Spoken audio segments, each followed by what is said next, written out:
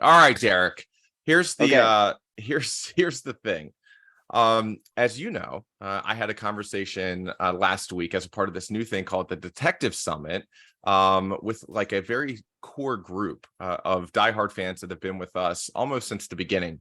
And what was really interesting is like I went through our story, I went through the company, but you weren't there because you were sick It's last true. week, and so That's true. I thought maybe this would be a great opportunity for us just to do a little like introduction and interview and answer some of the questions that are probably top of mind for our detectives. Can I also interview you? You can. Are Okay. we going to tell everybody that this is the third take? No. Okay, great. All right, we'll just leave that. All right, well then, do you want to start? Well, I mean, I'll start by just letting everybody know that my name's Derrick Smith. I'm a co-founder of Hunt the Killer, and I am VP of Creative. So I get to do all the fun stuff here at Hunt the Killer. Do you want to intro you? Yes, I'm Ryan Hogan. I am also a co-founder. I'm the CEO, and I do all the other fun stuff, which is actually why this is. And I explained to the group last week that it was like yin and yang, because what I find fun and what you find fun are completely different. But because we're so passionate about those areas, it works. This is why it works. This is why we're here. Well, then let's start off with a personal question, because I think a part of this is for the community to get to know us a little bit better. Okay. And you don't even know what this is. I know I don't, but I have a personal question for you also. What is your most fondest memory of us growing up? Of you and I. Mhm. Um, I will say I'm trying to think of the memories that are okay to publicize.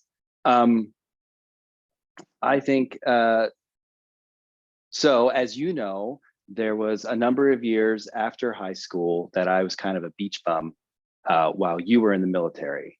But there were at least once a summer, you would get up to Ocean City from Virginia Beach, and you and I would just sit and talk on the beach, and we had some really like deep conversations. And it was I don't know. That's probably my yeah.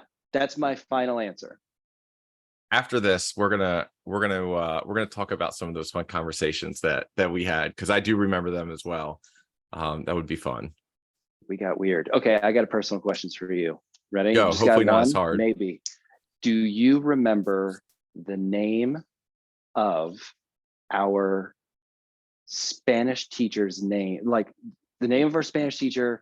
This was my sophomore and junior year of high school, your freshman and sophomore year. Do you remember her name? I don't. I actually thought you were going to talk about Infamous Waters, the Oh, band the name band. that we No, had, and I was no. like, I got this one. I know exactly who you're talking about. I can see her face. I'm sorry, I don't remember her name. I don't know how we passed that class. I do. I'm pretty sure that she liked you. She it was thought you also were fun. it was also the video. I think the video that we created on Reed Street um, Yes. was a winning ticket. Yeah, but I think we got like a C plus on that project. What what was your first business? I am actually really curious in the answer to this. What was your first business? I think you know this. This is going to sound really fake, but I swear everybody this is true. When I was like 8 or 9, my cousin and I, my cousin Ron, uh, we asked our grandmother to help us make business cards to be detectives. We were going to be child detectives. We must have saw some like TV show or something, but like we didn't get a case. We just kind of stood in my front yard, like thinking it was like a lemonade stand or something. And nobody came to give us a case to solve. I know it sounds really canned and fake, but that's 100% true. There is a lot of interesting things about that. The first is I didn't know that at all. Two, the tie-in with Hunt the Killer and what we're doing today is incredible. And then three, it sounds like you also learned very early on that if you build it, they don't necessarily come. It didn't scale. Our our small child detective agency did not scale at all. Nice. Okay. All right. So, okay. I mean, okay, I'm going to ask you. I know this answer, I think. So give me your first business. I was selling creepy crawlers in 3rd grade. So I would put all the gel in, if you remember creepy crawlers, it was like easy bake oven, except for the boys. And you would put that gel stuff in the trays, and then you'd put the tray inside of the easy bake oven-ish contraption. And then you would make these creepy crawlers. You would peel them out afterwards. They'd be like these little, like, I don't know, not plastic, but like rubbery silicone is probably what it was.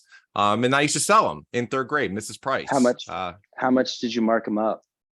I What was think your a profit lot, margin on those? probably about 85%. My mom bought all of the equipment, so I think I had 100% profit margin. You had an angel investor. Look at that. Very early on. Yes. Yeah. 15 cents. 15 cents for a standard color, 25 cents for custom colors. Oh, custom colors. That's nice. Different levels. Well, I think, I think my real first business, which is not our first business together. How about that? You want to talk about Run for Your Lives? Yeah. Run for Your Lives, the first ever zombie infested obstacle course race where we put participants inside of a universe. And that's actually one of the things that I want to talk about here, because there's so much that is similar between Hunt to Killer and Run for Your Lives. But basically, like back in the day of what? Tough Mudder, Warrior Dash, we had an event. We were actually number 3. We beat Spartan in 2013, or 2012, I think is the year. We had 13 events. But yeah, Run for Your Lives. Run for Your Lives. We started you gave me a phone call and you said, hey, do you want to start a live events company? And I said, sure. And you said, what is it going to be about? And we landed on zombies. And yeah, I think you talk about the crossovers between that and how that informed or inspired Hunt to Killer. Is we were all about those details, right? And I think our mission then was, if we can make somebody think just for a second that they're actually in a zombie apocalypse, then we did our jobs. Like that was the mission. And it took those early mornings, bringing in 200 volunteers, eventually 200 paid, or they would pay us actors to put on zombie makeup and fake blood. And those production details, I think, is what really, that commitment put us over the top there. And I think it also kind of like foreshadowed Hunt to Killer to come, because Hunt to Killer started as an event. And the details, like the two things that I think are incredibly important in that, and the immersive, or being able to break reality or distort reality for either the participant in the event or for the detectives in Hunt to Killer, kind of comes down to two different things. One, the details, and two, the story. And you talked about the details and how much there was a consideration for, in Run for Your Lives, it was how real the zombies looked. With Hunt to Killer, it's the details of the items and the correspondence. But talk to me about like the story. Yeah, I think what's fantastic about the murder mystery genre is that it's pretty straightforward as far as you have a victim, you have a killer, and we want to solve the case. But as we approach our products, we start with story, and we say, okay, like, what are the stakes? Obviously, we are trying to solve a murder, but we need to develop characters, right? So you actually care about the story. Our general setup is someone reaches out to you and says, hey, my cousin, my brother, my sister, my dad, they've been murdered and I need to solve it. But it doesn't stop there, because that character has their own story. They have their own journey. And as you progress through the game, and as you help them discover the murderer, as you help them solve the case, you're also going to see that individual change. And I think that's what kind of makes it worth it, right? I hear a lot of our fans, if you will, talk about becoming really invested in those characters, and that's something we take a lot of pride in, and we put a lot of work into, because it's an experience, right? And you want to feel that connection, and you don't necessarily want to just solve a puzzle, crack a code, pick a suspect. You actually want to care about these characters, and at least that's our goal, is to have players feel that connection. You know, one of the most common questions I get, and I can never answer, is how do you come up with these stories? And so, Derrick, how do we come up with these stories? I can't tell everybody that. That's the secret sauce. I can tell you that we spend a lot of time in story development. And then once we feel like we have identified really engaging characters, and they are being affected by the investigation, and we feel like they are authentic characters, and then we figure out, okay, well, why did this person kill this person? Very simple, but actually it gets very detailed. We need to establish those details in order to really put out a fantastic story and a fantastic product. So once we nail the story down, that's where we get into, I think, more of the specifics of how are we going to tell the story. And that's when we start looking at, okay, what documents are going to use? What items are we going to use? What are those details within those documents that's going to help convey information about this character? What does their handwriting look like? Yeah, it's all those details. And I think that's as much as I can say, other than we put it on paper, and then we do a whole bunch of testing. And we're testing both gameplay components, but we're also testing out, are these characters hitting? Are these plot points working? Yeah, so without revealing the secret sauce, that's what I would say. Nice. All right. Well, I think folks are here to talk about the Wefunder. And so that's some background into you and I. We didn't talk about how we met, which I think we've agreed upon was in elementary school. Elementary school bus. Yes, that's as much as we can say, I think. But let's talk about the Wefunder and really the purpose of the Wefunder, why we're doing the Wefunder. Spoke about this a little bit last Thursday or last Friday when we had the first ever detective summit. But the reason for this is really to give our customers, give our detectives an opportunity to share in the success of the brand. What's really interesting is like we've gone to market and we've raised money from institutional investors. But this allows the detectives or the consumer to invest alongside professional investors.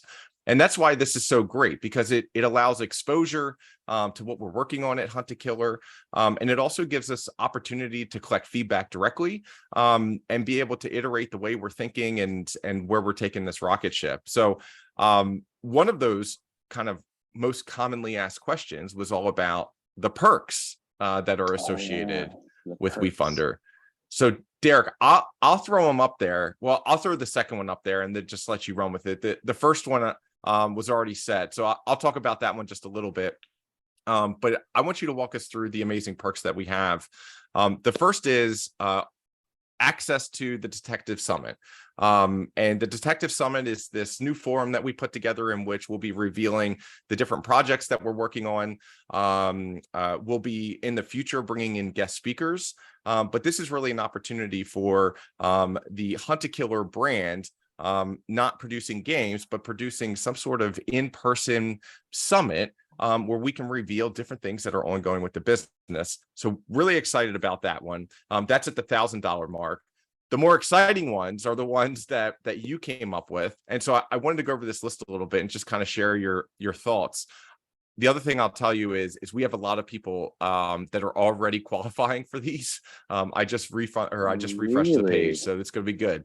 Okay. But 2,500, immortalize yourself in the Hunt to Killer story. What is that? I think it was the extra thing.